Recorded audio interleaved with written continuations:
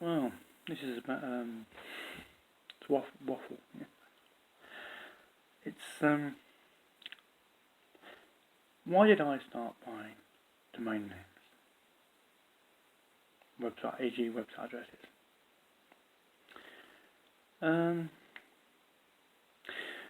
It's probably goes back 40 odd years, nearly 40 years, to my interest in personalised number plates. In the UK, personalised number plates can sell for very, very big money. If they're, especially one letter, one number, and one number, one letter, UK personalised number plates. Back in the day, decades ago, I wasn't even old enough to drive a car, but I had an interest in personalised number plates. Just, well, it's alphabetical and numerical. The combination. Like in the UK, you've got dateless cars going back. You've got 2 letters and 4 numbers. You've got 3 letters, 3 numbers, 3 numbers, 3 letters, and 3 letters, 3 numbers. Formats of personal number plates, but you can only ever have the formats that UK number plates appear in. Then you had prefix number plates. Then you had current. You had another form before prefix, where you had the letters on it. The alphabet was on the last letter, so you had like A, B, C. The last letter would tell you how old the vehicle was. Then you had the letter was at the front. A, B, C, whatever. And then A was at 1984. B was 1985, etc. W was about 2000. And then you had 2001. You had current. They were with the letter at the front was prefix style with number plates. Then you had current style, which is like what you got now. You got like what are we on now? 71, 72, 71. So we're going to be on. We've gone from 51 to 71. That's 20 odd years. 20 years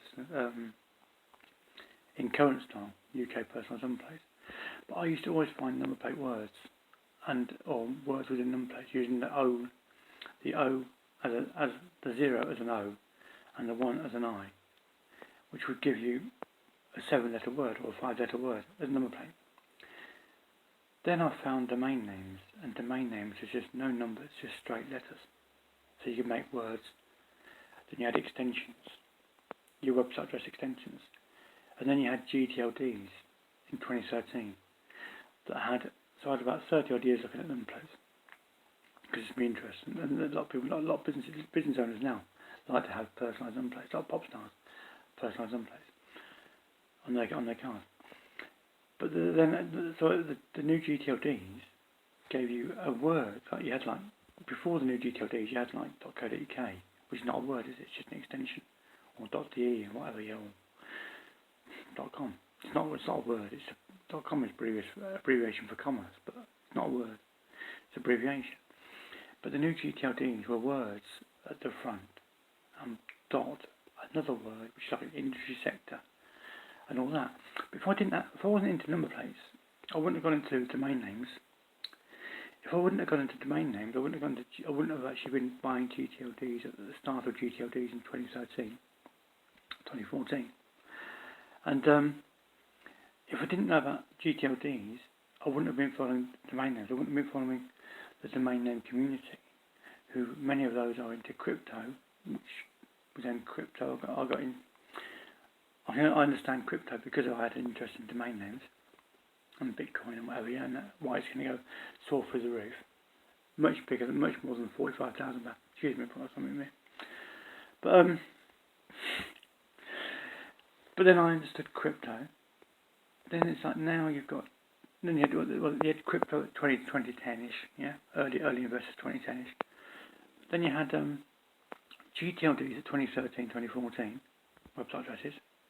Now you've got NFTs of 2021, and I only knew about NFTs because of my interest in domain names, with investors and brokers that understood domain names and brokered million-pound domain names and GTLDs, and then crypto investors that also then bought NFTs, which means that now, I watched a video this morning, which was a global auction house selling NFTs.